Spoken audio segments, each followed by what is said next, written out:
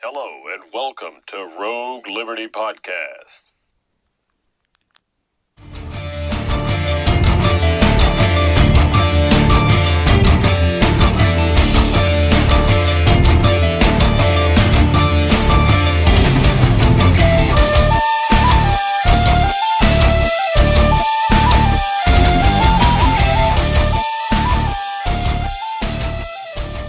Hello, welcome to this episode of Rogue Liberty. I don't know which episode this is going to be. Just to put it in context, at the time I recorded with Clint about 5.5 hours ago, and I've just recorded with my friend Mike, and now I'm recording with Jose Galison, who many of you all will know from Twitter, especially if you're in Tower Gang. You know him as the guy who calls Lib Unity definitely not fake, but definitely gay. And you will know him for his famous tweet recently, which was, "Oh my god, of all the dumb shit you tweet for that one to like, you were asking for it though. You were tweeting some dumb shit trying to get one to take off." Not really. I don't know why. That one was like one of those ones I just was like, I think I'd like just gone off the can or something, and I was just like, that'd be kind of funny. And my head was like, it's not that funny. It's kind of just a dumb shit post. And I was like, well, whatever, I'll post it. And I was like, it's almost a 3,000. I think it was yesterday, or the day before. And I'm like, what the hell? It was, I forget what it was. My phone's shut off right now, but I think it was. Can you imagine if you had a pair of tits? Yeah, right. How viral that would have went. Right? But the funny thing, though, is I think it was a bait thing, and I don't know if it's just one of those things where it like just drew in the midwits, because I can't remember how my phone's shut off right now, but I think that if I remember correctly, the tweet was something like, guys, and it was like, I know this may sound crazy, but I don't think the government has our best my best interests in mind. And it was like, that's literally was it. It is like, but like I think partially it took off because all the people just like are so programmed to Twitter to like to shit on people and just be like, oh my god, look at this idiot. And it's like I like, if you took 2 seconds, just open my profile, you'd be like, this guy is a hardcore anarchist. Like, he clearly doesn't think this. Like, so it was like I got so many things that were like, you're just not thinking this. I read through the comments and people were like, oh my god, you're just figuring this out now. It's like, Jesus fucking Christ. You could like the most hilarious is like Drew Hancock when he tweets stupid shit sometimes and people take him seriously. Like, you can put the most ridiculous tweet up and there's always some autistic libertarian somewhere who's just gonna come and fucking shit on you for it or take it out of context or take it seriously. I mean, fucking Nick just posted no to women, normalizing women with mustaches. He just retweets no. And he gets fucking ranted on all day by one person who did apologize, so that's good of them. So I'm not going to say who it was, but yeah, it's fucking. No. Oh my god, it's a crazy place, Twitter. I mean, I never saw the value in it. I always kind of struggled, but Liberty Twitter is fun. Every other fucking Twitter sucks, but Liberty Twitter is where it's at, because you're just fucking trolling journos, shitting on statists, fucking like Tower Gang and shit. It's fun, and I'm just seeing, Michael Malice troll people, especially journalists. It's just fucking hilarious. So we haven't had a topic in mind, but me and you, we've spoken a lot in the past, haven't we? So we know that we can just fucking talk shit and it'll come together. So how I know Jose is, last year I tried to form a cultural liberty movement on Facebook, and yeah, I missed a fucking train on that by about 10 years. Basically, the idea was to influence culture in any way we can on a local level and eventually on a statewide level. We kind of had it back to front. Looking back, we should have focused on the culture, the local minuscule level first, instead of thinking statewide. But you live and learn. But unfortunately, Facebook's just become such a fucking hellscape for this shit. As soon as conservatives and everyone were getting removed and libertarian groups were going, I was just like, yeah, I'm off this platform. You clearly don't want me here. And frankly, I'm not comfortable with them fucking spying on my shit. Like, if you look at like Twitter and Facebook as the like the Democrats and the Republicans, and where the Republicans are mildly just tiny bit better than the Democrats are just on some issues. That's kind of how it is with Facebook and Twitter. So Facebook's like the fucking worst, and Twitter's like, it's still shit, but it's just not as bad as Facebook is. Yeah, and it's funny. I always joke that like, because like I've clowned a few people for. Like, I remember I made some tweet that was actually, like, sort of kind of blew up, and I don't remember what I said. It said something along the lines of, like, I hate it when all these people, like, clutch their pearls when they see, like, you know, stuff on Twitter, when it's like, dude, this is fucking Twitter. Like, we're clowning here. Like, this is what we're doing. And it's like everything about Twitter is set up for that. But you think about Facebook, and Facebook used to be, like, an actual place where you could have, like, reasonable discourse. But they have gotten to the point, and don't get me wrong, there is an element of, like, shit posting. But it is also like it's more, the platform is more, lends itself to being able to have more long form discussions. And but Twitter's not that way. But then now Facebook has taken people like me and you and essentially just made it such an uncomfortable location to where it's not even worth the hassle. And I went through like a whole bunch of like, you know, 30 days, 7 days, whatever, over and over. I just got to the point where it was just more of a hassle. And I know like, to some extent, it's like I know Pete and Bird have talked about before. Maybe not Pete. I think it was Aaron. I've talked about before about how like you should like not let them have their spaces and like you should always be pushing back. But at some point, there is a value judgment to be made. And when it came to Facebook, it was just like beyond the pale of just like I have nothing to do here. And even then, to some extent, I like the way Twitter works, where it's this divisive discord. Because if anything, I am all about sowing divisiveness right now, but at the same time I also am in some ways for the lib unity thing, but very much so. I think the way the future is going to be is we're going to have pockets of freedom and pockets of tyranny, and so driving that divide, shoving that wedge with just whether it's shit posting or whatever is I think in some ways the way forward. You're kind of separating the wheat from the chaff. You're taking our people and you're further cementing them into fucking liberty. And then you're taking the other people and you're just making them be like, well, we don't want you here in this intellectual space. Frig off. And like, I mean, it depends. You can swear on this podcast, yeah. by the way. Yeah. Frig off. But off, mate. Yeah. But yeah, no, like, I mean, it's one thing. I'm not saying like you should be a dick to everyone. I mean, it depends on the scenario, but I'm not going to sit here and debate you. Like, and I think Clint was talking on some show recently how he was like, if you come up to me or like, hey, fuck you, dude, and like, or with some type of energy where you're coming on aggressive, I'm just going to like I'm either probably going to block you. I'm not really block heavy because I actually find for some reason I like to ignore. I feel like that drives people more nuts. So I will either ignore or I will just like, depending on how they come in. If they come in a respectful way and they want to talk, I will be respectful back. But if they come in with any sort of shitty energy, I will just drop, like, I will just ridicule you or I will ignore you.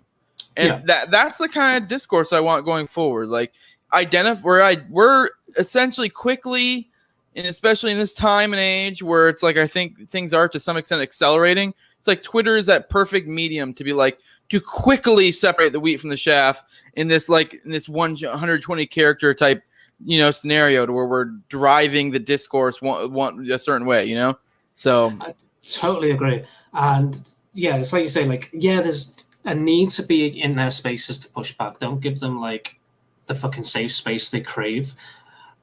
Like you said though, is it fucking worth it? Like, even just trying to grow a group on Facebook these days has just become a fucking.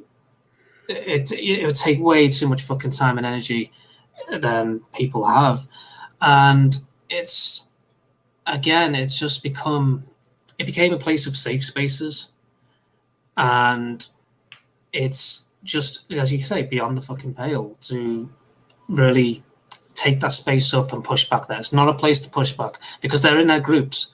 They're in their group, and you can't access their group because as soon as you say something they don't like, they kick you out. I was in the like just a what was it, Scottish heritage group, like a pagan and such group. It's not literally for pagans, but for folk and stuff like that, and Scottish heritage. And I got kicked out because I said that Scottish independence, the name is fucking bullshit. The name's stupid because it's not Scottish independence when Scotland joined a union with Britain. Scotland are Britain. Like England and Scotland are Britain. That's how it works. They're Great Britain together. So Scotland is not in becoming independent. They're breaking away from the union. Independence is just some propaganda fucking words to like rewrite history and claim that Scotland's some kind of occupied place. I got fucking kicked out just for trying to have this discussion in historical context.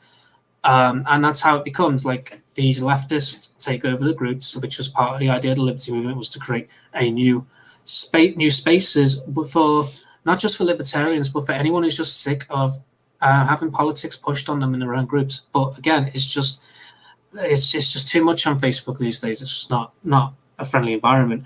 Twitter, if Twitter had groups, it would go the same way. That's why Twitter's so great. It doesn't have groups. Groups are brilliant, but they don't work for discourse with people who disagree with you unless you go for that specific kind of group.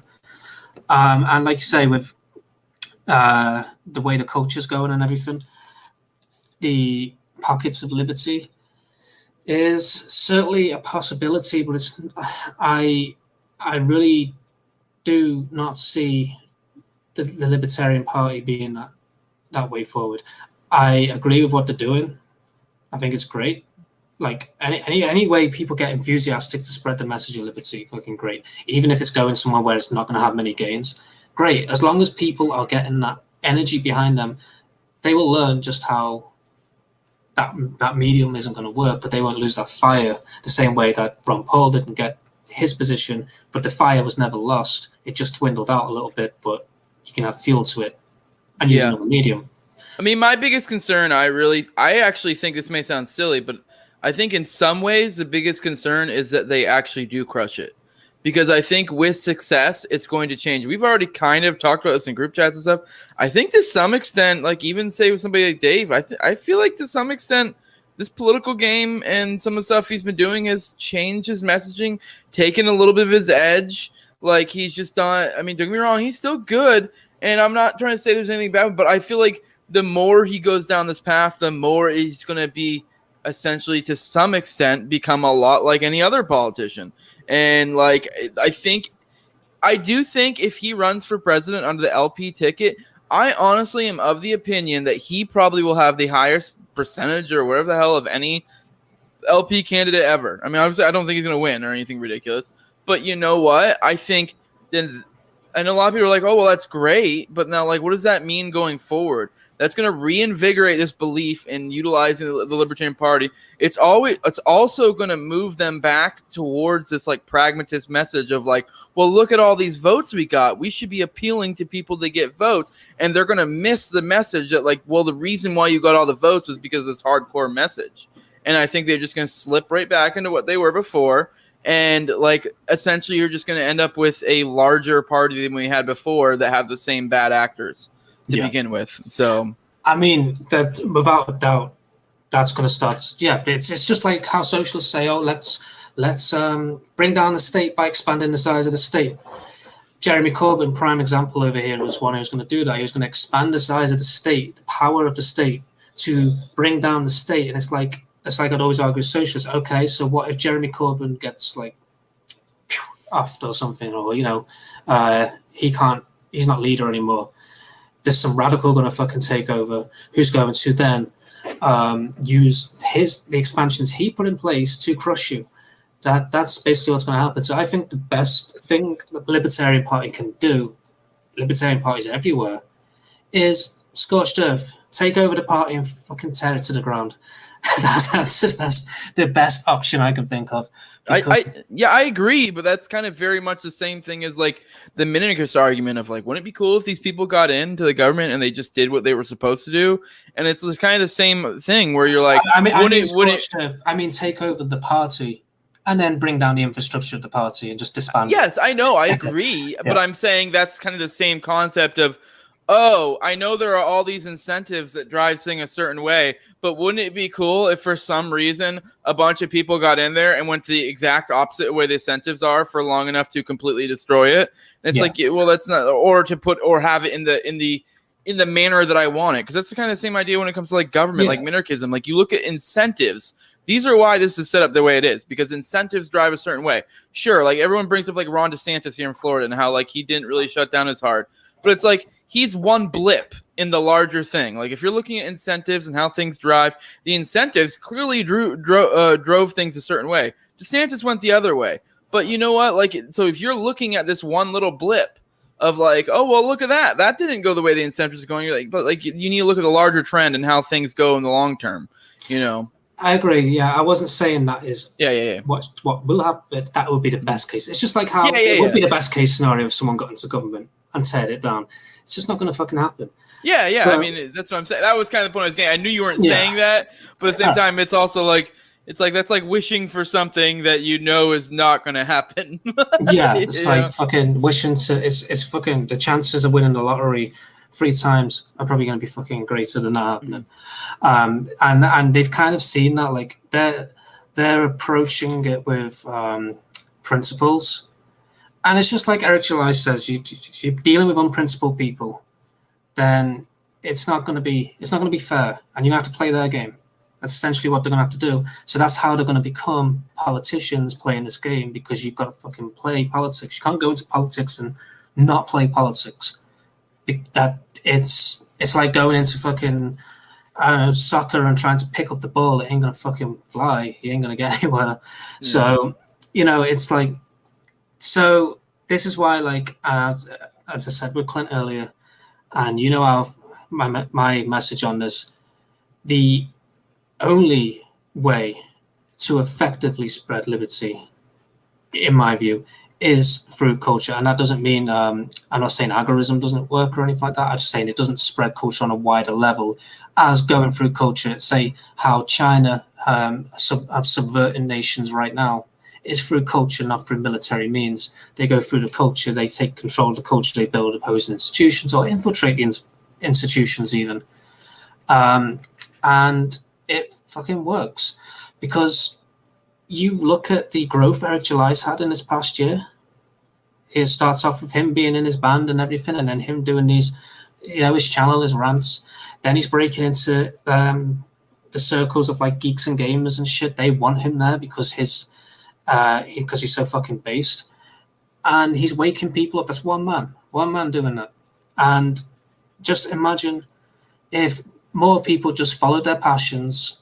Say it's comic books or movies or something, just get up there and try to just talk about that, and then wake people up as kind of like the side goal, if you know what I mean. Like, so it's definitely the most effective way, because if you talk to most people when they get into politics, like I was saying earlier, let me just gather my thoughts here.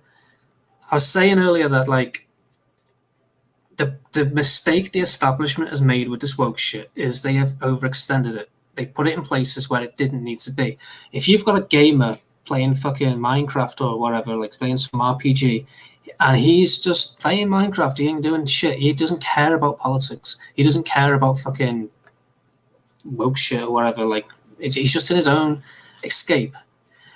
Basically, what they've done is they've had this shit come down into people's escapes, and people who are not wanting to be politically aware are thrown into politics now. So what do? They vote for Donald Trump, obviously, because they're not politically aware, and now they're politically homeless. So you got these politically homeless people who are ready to hear this message of liberty, who are ready to hear this whole idea of where this woke shit's coming from that is ruining their escape.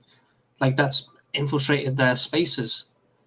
They're angry, they're pissed off, and they just want to, like a libertarian like Dave Smith coming in now, getting onto like into their circles, like, and saying what he says would fucking wake a whole lot of people up, and it would drive the culture that way, because they are in the culture, they're in the spaces. Yeah, no, I agree. The only thing I would push back on is a little bit. You did mention earlier that like, oh, I don't think agorism. I feel like a lot of people have a misunderstanding of what agorism is. The way I kind of see it, in some senses, is basically just about everything except for the politics stuff, and it's like to some extent a mindset because I think that's completely conducive to agorism. Like, you go infiltrate, some fucking cultural movement or whatever, or become part of it. But at the same time, you're also spreading these concepts of like, hey, well, when like. Hey, maybe find loopholes in your taxes, or like you could use cash or Bitcoin here in this instance, or or even just because in a sense, like agorism really is just in my head, a lot of it is just like a contempt for the state, and it's a mindset. And a lot of people, I always irritate me. People say shit like, oh, well, I'm not agorist because the state would come get me or something stupid. And it's like, there's a reason why the gray market was such a big part of Konkin's writing, because he literally was trying to push this concept of it's not zeros or ones. It's not one or the other. Like you do what you can, and it's like, no one's saying that you need to go, live out in the woods and like they completely never pay taxes and make your own well and stuff like that. Like that's just insane. Like if you can do that, that's what you want to do. Let me great, go ahead. But that's not really what they're getting at. We're getting at by incremental, like who was it I was talking to? I was talking to someone, I think it was Patrick McFarlane, and we used an example of like a mob and how like the difference between a mob and a government is just the people, looking at it as if there's some sort of sense of legitimacy of the government. But now like a mob, like if I'm in a town where the mob basically runs things, like, and they come to my shop and they're like, they put a gun in my face and like, hey, give me my protection money. I'm giving him his protection money, but I understand that it's not legitimate.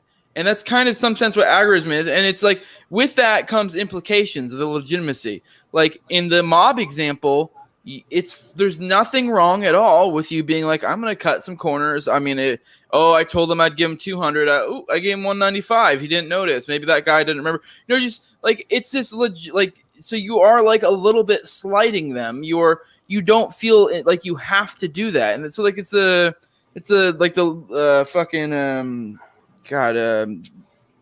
not C.K. Lewis, fucking C.S. Lewis. He has the quote about how like moral busybodies are the worst, and the same thing goes for like statists, because it's like they will, if they genuinely are true believers, they'll give the state every dot and tittle because it's like they believe that it's entitled to it. But the difference is it's not sustainable for a state to have a people that don't recognize it as legitimate, because then they will cut every corner that's possible. And once you get to, the more people that do that, the more corners are cut and so on and so forth. Okay, so a good example with what I'm talking about and what you're talking about would be, say, with, for example, Ethan Van Sciver created All Caps Comics. The guy does Cyberprog, is it? Or something like he left DC or got fired from DC or something for some for his politics basically. So he's disenfranchised with the whole thing. So he just starts crowdfunding his own comics and helps other people get crowdfunded. So he is circumnavigating these state-sponsored, like DC Comics, Marvel Comics, these things where you need to have specific politics to really get ahead there. So in that sense, he is then cutting the state out more so, if you know what I mean. So it's an agorist move. Not saying he's an agorist, just saying that's that kind of shit. Another thing too is he's moving away from the corporations, which that's one beautiful thing that I really like about agorism, is that it emphasizes that the corporations, and especially in modern day society, are very much just wings of the state. So, and there is this understanding of like, yes, it's kind of hard to also be completely away from the corporations because they like are so bastardized versions of the private. But if you, to the best extent you can, it's better. So that is another thing. Like with that example you provide, that it's like by doing that, he is essentially being more entrepreneurial. He's breaking away from the corporations. In some sense, like corporations really are like, this is where the lefties get it wrong. Like the corporations aren't like bad because they're corporations. They're bad because they are like literally like indebted to the state to some extent. Yeah, so, that's very true. Yeah. Like I have this yeah, I have this argument all the time because they'll say like, oh, they'll just blame capitalism overall and say, oh, this is just capitalism, oh, this is just a function of capitalism, this is the inevitability of capitalism. It's like, and then when you ask them about what if you take the state out of the equation, even if you ask a fucking anarchist, like someone who's against capitalism who is a professed anarchist, where if you take the state out of the equation, they suddenly start arguing all of a sudden that the state can't be fucking taken out of the equation. They'll be like, oh, with capitalism, the state will be built itself. Like there'll be a state. They'll make one or something. It's like, that's not how the fucking state came to be. It's been around longer than fucking capitalism has. You know what I mean? It's an argument I have a lot.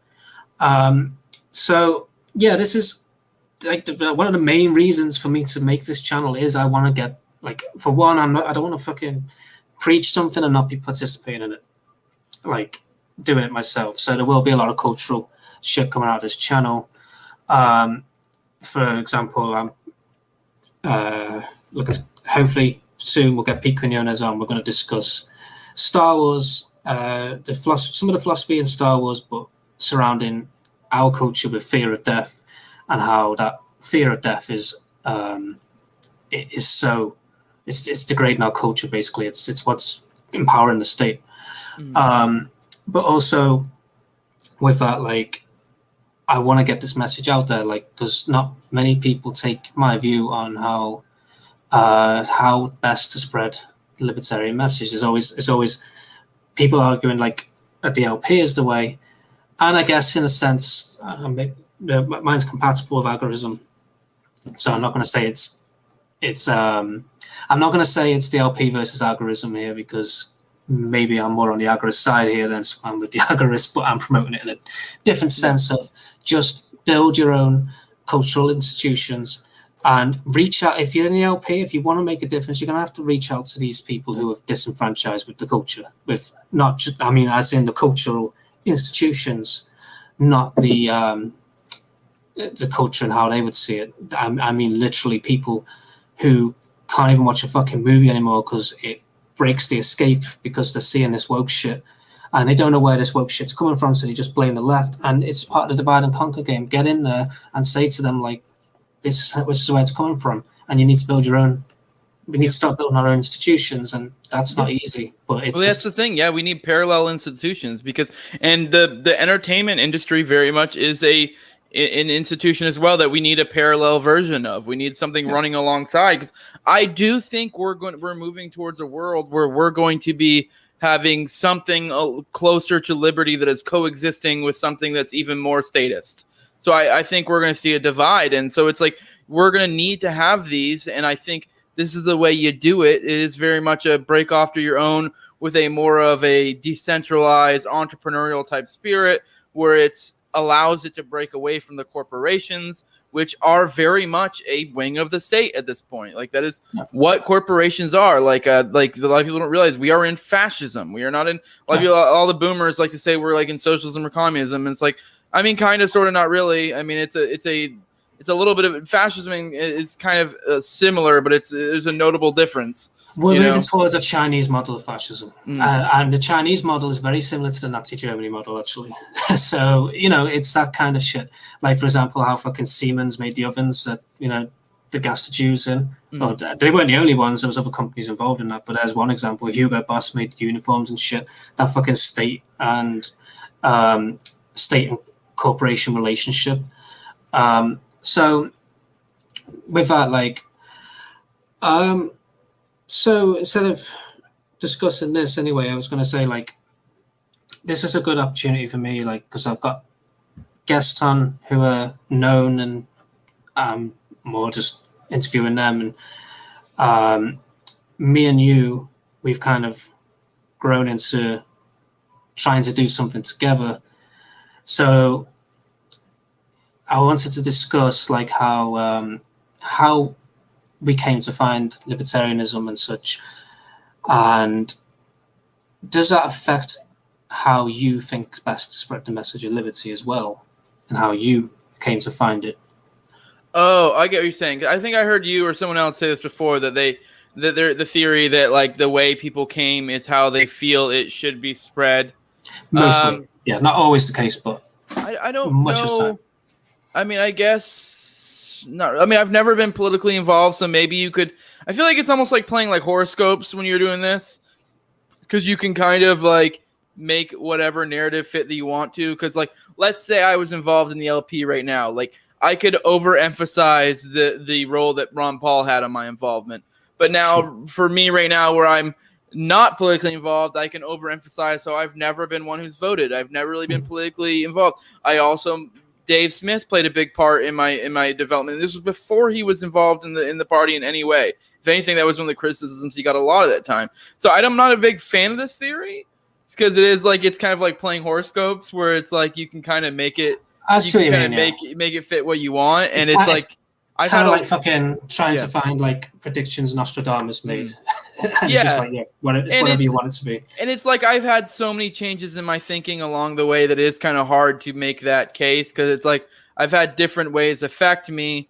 And like, because like, I don't know, I mean, to do the quick, I mean, this is kind of pretty common shtick of like, how you came. Like I kind of was just generic, like Republican-ish, but not like anyone took it seriously as a young man. Like, when I got a job, I had a long commute, and so then I kind of started listening to podcasts and stuff, because I used to listen to music. I had like an hour-long commute every day, like hour there, hour back, and so I listened to podcasts. Initially, I was listening to like music, but then you get tired. You can only listen to so much music where you're like, I need something. Like I have all this time. Like, why am I wasting it just listening to music? Like, music's cool, but like you need to have something else too. So I started listening to like podcasts. And I kind of went the generic, like I started like Shapiro, and then from Shapiro kind of like to Crowder, and then like Crowder to Rubin. And then like once I got to Rubin, I kind of like got the Rogan and kind of gone to that like intellectual dork web area, with like, I don't know if you've heard those people, like the Sam Harris's. Like, so I was very familiar with a lot of those. Jordan Peterson. And then like the Joe Rogan I like slowly started shifting more towards Joe Rogan, because Joe Rogan had the great thing where like, he would have Joe Rogan's great for finding. I always suggest people, like a lot of people like want to get into podcasts, like Joe Rogan, go check out Joe Rogan, because the thing is he does a good thing of having different guests, and you can pop in. Like a lot of times what I do is when I see a Joe Rogan episode drop, I'd like Google search the person real quick, and if it's a topic that kind of interests me, I'm like, I'll check in, and and then most of those people themselves usually have like probably half of them have their own podcast, the people he brings on. So it's like then from there you can be like, oh, if you get like an hour and a half to like 3+ hours of this person, and you get a very good idea if you're like, this is someone I'd like to listen to in a podcast. And from there you kind of find good podcasts. Like I kind of got a little more familiar. I kind of for a while I took the approach of like, I want to have like a well-rounded view. Kind of started like Jimmy Dore, Kyle Kulinski. I still like those guys, but I don't listen to them as much anymore, just because it's like they're good on the only things they're really good on is like corporate power and like war, and it's like it's like me. I listen to for example, like Jimmy Dore. I listen to him only when there's an issue which I know we'll agree on. Yeah. There are some people I will go to, even if I disagree with them, I will just go to them and listen to them. Like, I'm never going to agree with, say, like, there's a lot of things I disagree with George Galloway on, but I will still listen to the Mother of All Talk shows, his show, because I still want to know that side of his thinking, because that's how many people think. Many people just follow the leader, right? Yeah. I think there's only so much time you can do that, though. When at some point you're like, I understand the arguments. Okay, cool. Yeah. You know what I mean? It depends on the issue. I go by issue. Like, for example, I listen to Russell Brand or someone like, because he as saying to Clint on a show with him, it's just how close he is to anarchism, and not quite getting it, but still very interesting perspectives come from there. For me, like, to coming around to libertarianism, I've always been an anarchist at heart, just due to my dad's rebellious nature. And like when I got to like 16, around 2008, I wasn't politically aware enough to. I remember my dad watching Ron Paul and being amazed by Ron Paul. Unfortunately, he never caught on to the whole libertarianism thing, because around the same time the Zeitgeist movie dropped in 2007, it dropped. And that was like my major fucking red pill moment. I don't know if you've ever seen his Zeitgeist movie. No, I've never seen it. Well, actually, I feel like I've seen bits and pieces. Like, but Yeah. yeah. That was the major red pill. Like it OD'd me on red pills though, because it talked about the microchips and stuff at the end, which is starting to fucking happen. But it blew my fucking mind. It's like everything I'd been fucking taught was a lie. Really, it's what it came down to, and it blew my mind. From there, I'm just an anarchist, but I have no direction with it really. So with the second Zeitgeist movie that came out, and then which spawned a movement, was with the resource-based economy stuff, getting behind Jack Fresco's Venus Project. And I think that's where the idea for me, like, because Peter Joseph said, politics is not a way to spread an idea, and it's a very outdated form of problem solving, which I actually agree with him on. It is a very outdated form of problem solving to have, especially on that scale. It's not like a fucking village. You're talking about a fucking massive borders, and with that, like, I rejected politics. I had an opportunity to go into politics, like someone offered me a position on a young person's council or something. I was like, nah, I don't want politics. It's corrupt. It'll make me corrupt. So I understood that much, but I tried to blue pill myself gradually when I started to realize just how full of shit conspiracy theories were, the ones that you get out there. I just kind of went back to being a bit more blue pilled and trying to see things rationally, where I wasn't actually being rational. And so mine's a weird one. I went from like anarchism to blue pilled, like forcibly blue pilling myself, to like, yeah, I can't do this shit anymore. Like when you see bullshit, you can't ignore bullshit. You know what I mean? So what really brought me around was, learning about individualism through Star Wars, through the Sith. Not the best fucking example of individualism, but hey, they do actually get a lot right in their philosophy. They just they go a bit fucking extreme Max Stirner with their shit. Yeah, and beyond. Yeah, I did a whole episode on how the Jedi and Sith are a perfect example of horseshoe theory when it comes to their philosophies, and how they kind of just boomerang back to both being shitty. So like they're in a way direct opposites of each other, but also in the same sense they kind of in a way almost loop back to being the same. So yeah, I know. Yeah, like, oh man, there's so much you can learn from Star Wars. I think that's one of the reasons I'm just so into philosophy is Star Wars, just how much is in it. Even if you don't know you're taking philosophy in, you are taking it in as a child and you're learning a lesson, because that's the whole point of what George Lucas is trying to achieve, is to teach values through culture, which is probably why I'm just like so insistent on teaching values through culture, teach liberty through culture. George Lucas did it. And how many libertarians were Star Wars fans as a kid who learned to hate the Empire and then see the parallels of the Empire with their own government?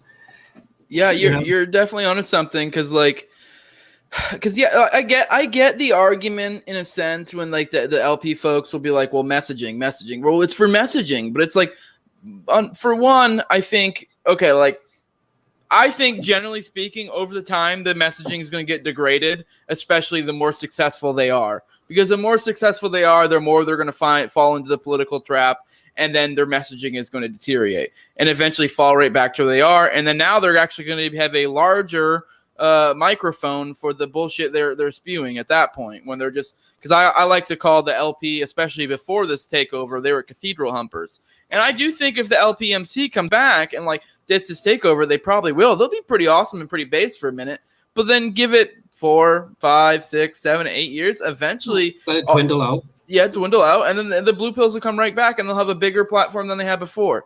And so, yeah. But it's like, and so it's like I just, the way I see politics is I feel like at best it's you're spinning your wheels. Like it's like you're not. If you are getting any traction, it's at best marginal. I think it's either, and then I think like honestly, I think at best you're doing nothing, and at worst you're actually moving things backwards. Yeah, like you're screwing yourself over. But my point I was getting at though is that like there are other avenues. People always use the politics is such a good loudspeaker to reach people. It's like, yeah, sure. Election time. Otherwise, no. Yeah, exactly. Otherwise, no. Like no one gives a shit about their elections other than the federal elections every 4 years. And then even then, like, even with that in mind, like, I don't know, I feel like Dave Smith, like, you look at, like, Dave Smith's a good example of someone with a huge platform. And, like, I feel like, I think he had didn't he have more followers than the LP National? I might be wrong. Like, so, like, or he almost does. But, like, he definitely has a large enough loudspeaker. And even then you bring up the, utilizing entertainment. And I know that's, like, not the only way you can go. And I know a lot of people like be like, oh, well, some people are more conducive towards using the political way. But I feel like even then there's always some other shit they can do, So, no. Sorry. The oil chain is back. Oh, all right.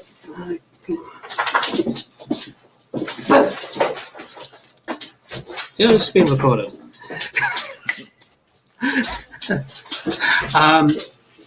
Yeah, that's exactly like, and he's got a talent as well. He's a comic, and it's like, look at George Carlin and Bill Hicks. They woke so many people up. How many libertarians say they became libertarians because of George Carlin?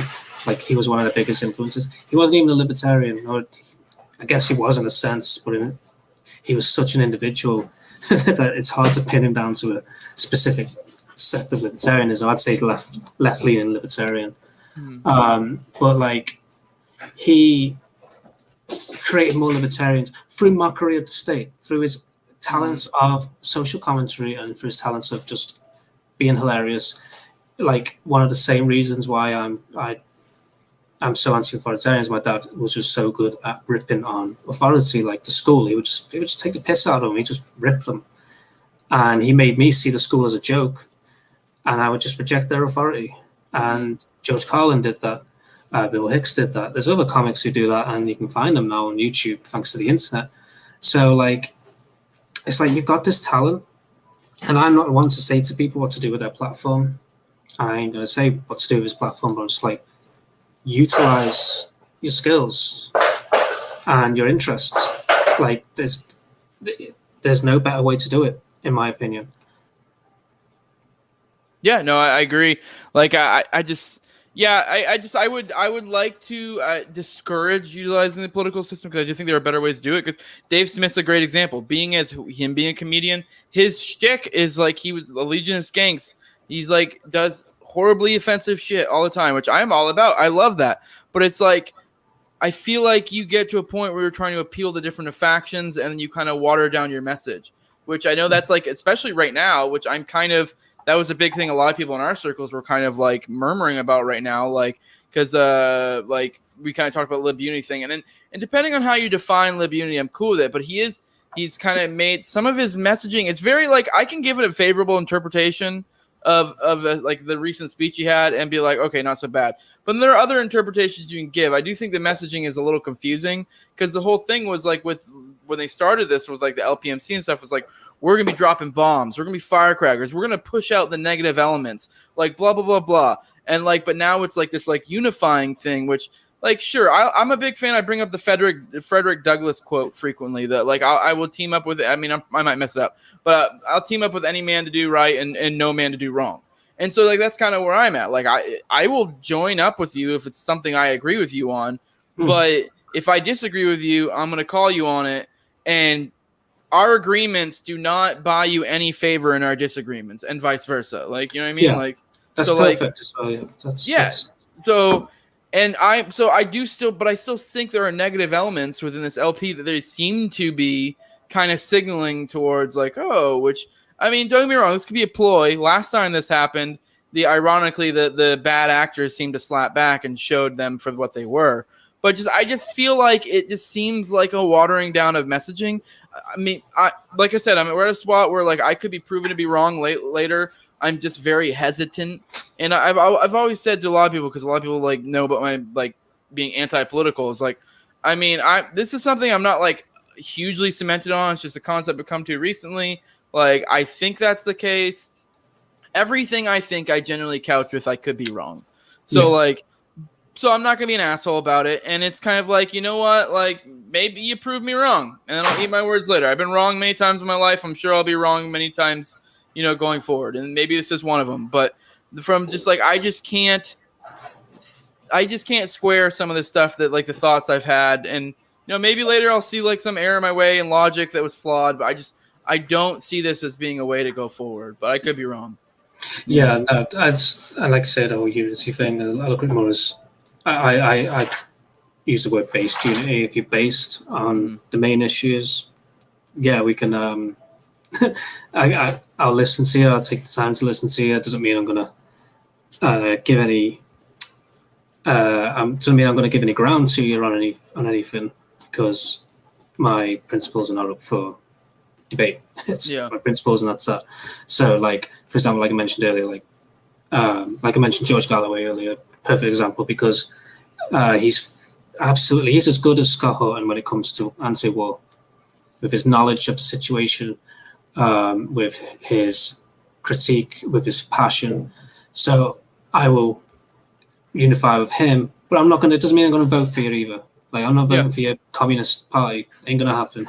Yeah, that's the same thing with Dave. Like, with Dave, him going around doing political stuff, I'm sure there's going to be a lot of speeches going forward where, like, and I'm very much, like, I don't have a problem commending political figures or political folks when they say something I agree with. It's just more just, like, what platform they're utilizing to do it. The fact they're utilizing the political system, because it's, like, with that platform comes a very clear and obvious negative. Because, like, it clearly to some extent is endorsing or in I don't know, what's the word I'm looking for? Increasing the state to some extent. I know you're going to be like, well, we're joining it to push it back. It's like, sure, okay. I don't know. I just don't see that being a good tactic. I would say just join. If you're going to join it, just do it to call him a bitch. Like, and you know what? Like, a lot of people say that about the messaging, like, oh, you shouldn't talk like that. It's not like, no, you're playing their game. When you talk properly anyway in those spaces, you're playing their game. If you look at the way the old unionists used to talk in politics, like the old communist types back in the 40s, 50s, 60s and such, like, they would they'd offer fist fights. Yeah. I'm just trying to be clear, because I feel like sometimes people get the idea that, like, oh, you're just like being like a Dave Smith hater, or you're just hating on this or whatever. And it's like, no, if anything, like, Dave Smith is still probably like my, honestly, I mean, top 3 like libertarian heroes. Yeah. It's like, I wouldn't even comment on it if I didn't have any respect. I wouldn't. I was arguing with somebody about something today, and they like put up a quote of like Ron Paul, and I was kind of like, I was like, I didn't even read it because I knew, I'm pretty sure I knew the passage it was referring to, and I was like, okay, cool. Well, I mean, I love Ron Paul, but I don't agree with every single thing he says. So like, I can have disagreements with things he's done or believes. Like, it's like. Don't be a sheep. At the end of the day, like, just agree just because you like the person. So, like, a cult of personality shit. That's one of the things that's really harming our culture, is people just following everything someone says, and then they try and argue it, and then they can't because they haven't thought about it themselves. They haven't rationalized it. And we. In terms of just effectiveness as well, like, it's like, I was like, when you look at how, like, what we've learned, right? Where people always talk about, like, what we've learned since, say, Ron Paul, or even in history, what we've learned. No one ever considers what's the state learned. What from their perspective, looking through their optics, let's just put ourselves in their shoes. What have they learned from Ron Paul? It's never going to happen again. Like, the GOP, libertarian running through it and getting somewhere, not going to happen, because they will do better at blocking that person's message. And they already did a pretty decent job at blocking Ron Paul by giving him limited time to speak, having him missing on the rankings and stuff by accident, quotation marks. And then what have they learned since... what they learned since the Second World War? What they learned since the American Revolution? What they learned since the War of Roses? What they learned since Rome? They take these. We have what we've learned. They have what they've learned. They learn. They look at it through what they have learned, and they will not make the same mistake twice unless it's in economics. But they're not in such a short span. They're not going to make the same mistake. They're going to learn from it.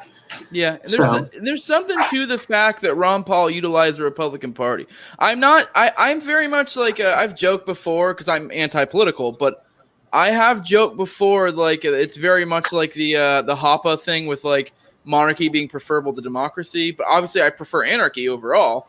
But like, so when I'm debating which is better, the libertarian strategy or the Republican strategy, it's kind of very similar to that. Like, I prefer neither, but like, it is kind of like an interesting question of which is better because you do like look at Ron Paul and it's like he did utilize.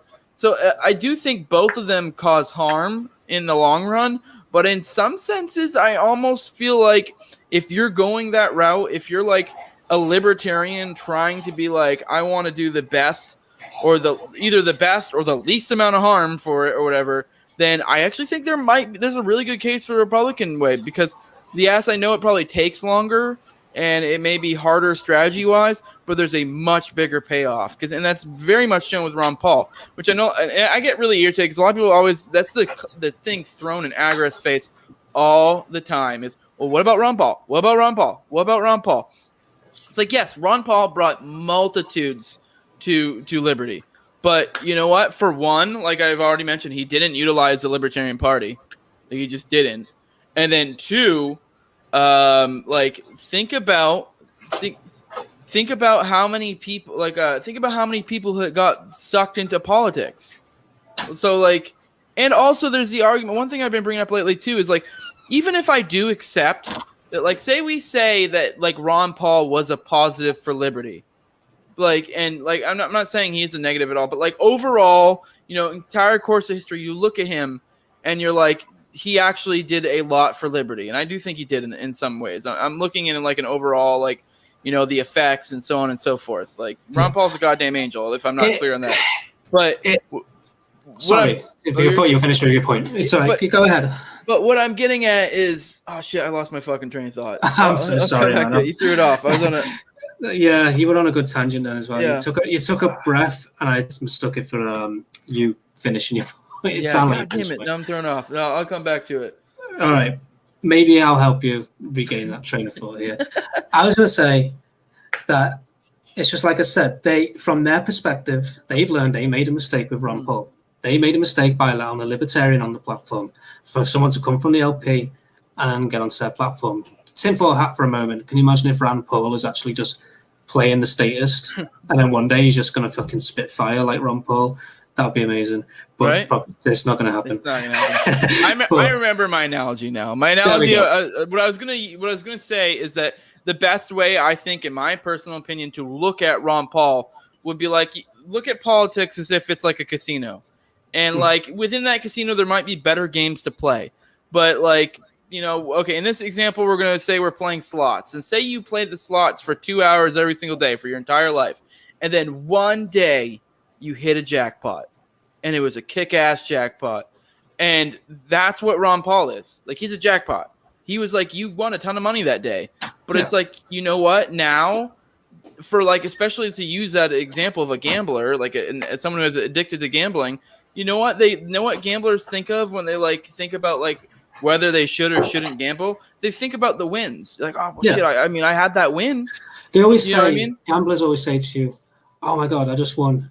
Like I know someone's like, she won £1,000 in work, just sitting there on a phone spinning in work. Oh, I won £1,000. Yeah, but how much did you spend? Yeah, to get that £1,000, you're probably getting yourself out of the hole. Yeah, so how much is this going to serve to suck you back into it later? Because that's kind of the point. Is like, that's my point with like the Ron Paul phenomenon. Is like, yes, but he reinvigorated belief that this was a good strategy when it hadn't been working. There was one blip, it worked, and it worked really well, real quick. Right place, right time. And now that's, and like, just like I say, when it comes to like Agris, everybody goes, well, what about Ron Paul? What about Ron Paul? And it's kind of like, that's my point. Like, this is what you like. Remember that one time we did really good? Yeah, it's like. And to use another analogy, it's like if you want to be a Trojan horse, which is essentially what Ron Paul was when he went in and did that. He was a Trojan horse. No one saw it coming. He's just, oh, like, here's another Republican. Then, oh shit, it's a libertarian. Fuck. What do we do? You're not being a Trojan horse if you're haven't got the disguise to begin with. You're just going in there saying, we're the libertarians, we've come to take down the state. That's not the Trojan horse that's going to be. They're just not going to let it in. They're not going to let it through the gates if they already know what's inside the fucking horse. So it's such a, I don't know, I can't wrap my head around it. And it kind of falls into that you can't criticize Ron Paul at all kind of thing, is just as silly as those who say he did nothing or that he was a racist or something. It's just you've got to allow some disagreement with people who are cults of personality. And with that, like, I'd say there was a point I was going to make. See, it's a knock-on effect now that we're getting here. I knocked your train of thought. Now my train of thought's gone. I was going to say that it's to go back to where I was, just so I can regain my train of thought. Yeah, they're not going to make the mistake again of allowing a libertarian on the platform. It was like even through the Republican Party, it won't work again unless someone pretends to be a Republican for years and then suddenly, surprise, I'm a libertarian. And you're playing the game they want. I understand. Like, I used to think of it more as if you're fighting a war, you need people on all fronts. And I get it. I get the argument that the libertarian names being like destroyed by these like blue pilled or whatever you want to call them, these like these types who dilute the message into like where it's nothing. But at the same time, it's just like, well, you need to. Wow, I'm losing my train of thought. Do you know what it is? It's because my girlfriend came back right in the middle of it, and now I'm losing my train of thought. It's just, I used to think of it as fighting a war on all fronts. Now I see it as less so. It's a waste, like you say, it's a waste of energy. And besides, if you go through the culture as Eric July is doing, and you create more libertarians that way, it's just a natural thing that's going to happen, that people are going to vote libertarian anyway. It's going to come into the politics either way. Yeah. I get the argument that politics can affect culture. It's the reason we're all elbow bumping instead of handshaking, right? I get that argument. But you try and, like, if the culture has to be there, or like degraded to a degree already, that it allows for this kind of shit to happen. This kind of tyrannical shit happens because of because the culture allows it to happen. Like, you try and dismantle the NHS in England right now. Try and run on that platform. Try and influence African politics. Ain't gonna happen because we've got a culture that worships the NHS. The changes you want can only be affected that way. And we've seen since suffering 2 world wars, which centralized power immensely to the state and destroyed so many families and created a reliance on the state. We have just seen this liberty culture just degrade and degrade and degrade. And the Libertarian Party has been on the sidelines the whole time for a reason. It's just not going to work. Yeah, and I do think you kind of hit on a good point there. Is I actually think a lot of people say silly shit to bring it back to like like the big one of the things I'm known for is like agorism, and it's like a lot of people will shit on agorists and be like, well, the LP is going to exist no matter what, or politics, just because you are using them doesn't mean they're going to go away. And it's like, to some extent, being anti-political or non-politically involved or not voting or whatever actually has effects on politics. So like, by having a populace that is not a voting populace, I do think that to some effect affects things, because when they do like push things through, they will have this recognized, like, well, shit, like 70 or 80% of our populace isn't voting. So it's kind of like, I don't know if we're going to be able to just ram through this craziness. Because it's like, it's the whole idea. If we could get 100%, if we could get everyone to stop voting and stop being politically involved, period, the state would just magically disappear. But my point was that, now what about when you have 90%? What about 80%, 70%, 60%? These are still like moving towards this, like, this percentage is just making it more and more free. And like, yes, you will still see a political effect because there will still be politics going on, but it's like, it's going to be affected differently because there's less of a populace that's buying into the bullshit. It's just more they're just passively there, you know? Yeah. And this comes around to why I do not vote, and I will never vote again. I voted once for Jeremy Corbyn. It was a mistake. Because the state, they emphasize that, you're right, they emphasize the voter turnout. Because to borrow a Chinese philosophical thing here, like political philosophy, is they've got this thing called the mandate of heaven, where the mandate of heaven is your right to rule. And when people lose faith, your right to rule has been taken away. In Chinese philosophy, it's called you've lost the mandate. However, we kind of operate on a similar thing through voter turnout. This is why I don't vote, because when you vote, you are essentially saying, I sign a social contract. Doesn't matter if you vote in a fucking anarchist party. Doesn't matter if you vote in the Monster Raven Loony Party, which is like a fucking protest party over here. You have just signed the social contract when you vote. You just said you have a right to rule because I'm participating in the system. I actually don't agree with that, but I get what you're getting at. They see it that way. I don't agree with it. Oh, okay. Oh, I got you. Oh, yes, I get that. It's like, okay. Yeah, I get that, because that's their way of saying, like, well, now you've had your input, so you've bought into it. And that's kind of like what I'm getting at. Like, they do perceive that, and it is, to some extent, it is like it gives them the and for a lot of people that actually do vote, that is kind of like, well, I had my say, and I did my civic duty. But yeah, I mean, I'm more looking from a strategic sense. I know, but I get what you're getting at, though. Around Occupy Wall Street, the state, at least in Britain, were freaking out over the voter turnout. I remember it being an issue on TV, on the news. They were like, the voter turnout's too low. People need to get out voting, blah, blah, blah, trying to propagandize the fucking democracy and shit. Because it went so low, if I don't remember the numbers exactly, I was too young, but it went to like something stupid, like fucking 70-something%. And the reason they're worried is because once a particular like number of the population are on board with an idea. So let's just say like that 25% in the minds of the state could be anarchists. The state's like, shit, this anarchism shit, this like lack of faith in the system is about to take off. It's no wonder they bring in the woke shit and everything, and Donald Trump along to fucking come and bring people back into the fold of politics and voting, because the voting count was lowering that much. They were like, shit, we are losing our legitimacy. This idea is going to take off. That they freaked the fuck out. I need to find the articles on that from back then. Speaking of, real quick on Eric, have you seen where the Anarchist Handbook is at right now? It's in the top 30. I know that, which is according to part of the problem last night. So I don't know if it's changed since then. It was 26 in the world best-selling book, and it just came out. So it's like you would think it probably hasn't even peaked yet since it just came out.